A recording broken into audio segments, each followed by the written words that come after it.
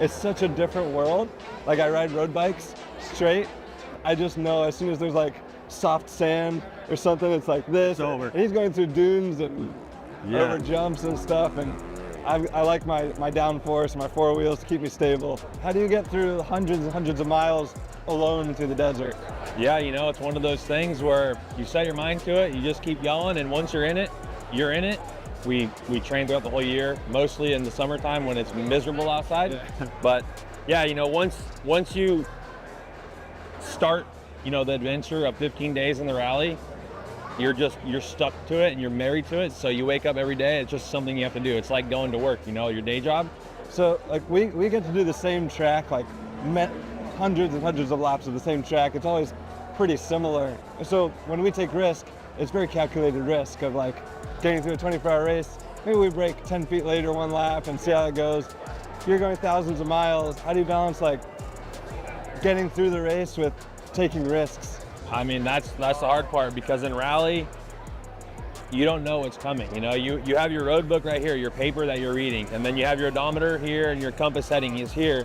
But everything in front of you, you don't have an idea. I mean, okay, you turn at kilometer 17, but there's 800 meters before you turn again. But sometimes these gaps can be, you know, miles where you're just blind desert racing.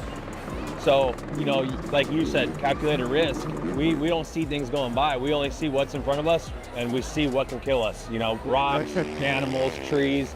So, you know, the calculated risk thing is, you know, sometimes we take risks that are a little bit bigger than we can handle. Yeah. And we hit the ground, and sometimes, you know, we pull it off. We don't have that risk. Yeah, you got walls, dude. You got walls at 200 miles an hour, so that's pretty wild.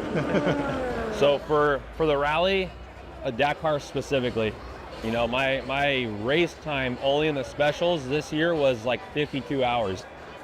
So we're doing, you know, 8 hours a day racing, not counting the transfer stage, like the transfer sections. Yeah. And yeah, you know, from the Grand Prix style, you guys are sharing, and you know, I have a little idea of how that works as well, because in off-road we do the same thing. But you know, for you guys, I would assume it's got to be fairly difficult, because, you know, if you like the car set up one way versus another guy that likes to set up a complete different way that doesn't work for you, what do you do when you switch? You got to push all these buttons as you're switching, or? Yeah, I think firstly you can learn from him. Like, what does he do that allows him to drive a car a certain way? And, but then it's always a little compromise in the car set up mechanically, so springs and all this stuff underneath that we can't change in the car. There's a little compromise between the drivers, and generally you'll think about like who's going to finish the race and maybe cater to him a little bit more. But also the cars are so adjustable, like we talked about, with all the switches and the hybrid tools that we have. One driver can sort of bring the car more to his comfort zone, the other one can pull it back to his. So when they're in the car, they have something that they're a little happier with. But then if you get a teammate that's short, yeah, we got a little booster for him. Yeah. So it's all part of it. There's a lot that goes into this racing. I mean, no matter what it is, cars, bikes, go-karts, what you name it, there's a lot that goes into it. How much like reliability-wise do you hold back over a stage or over all of that? You want to make sure you have, you know, a full battery to go the last week, because a lot of guys will push in your head, your body, because a lot of guys will push the first week, and then the second week, dude, they just go backwards.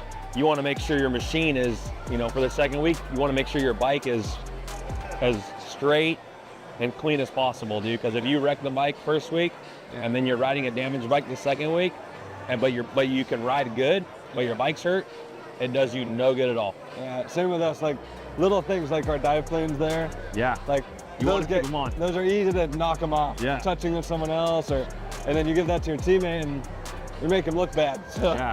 Hey, but the hard part is, dude, you're racing these all weekend, and then you're gonna go drive down the 91 to go home, and you're gonna be freaking, you're like doing the speed limit all pissed off because you can't go 200 miles an hour, right? We get it out on track, luckily. Okay.